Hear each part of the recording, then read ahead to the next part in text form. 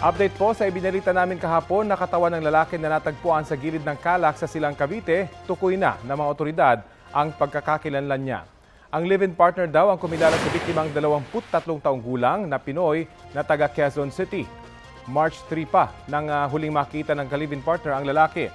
Sa investigasyon ng pulisya, minsan na siyang nasangkot sa kaso ng iligal na droga.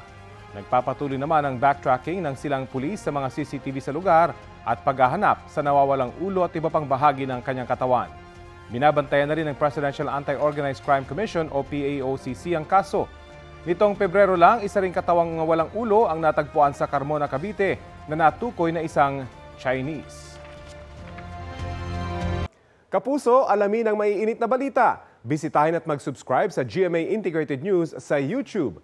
Sa mga kapuso abroad, samahan niyo kami sa GMA Pinoy TV at sa www.gmanews.tv.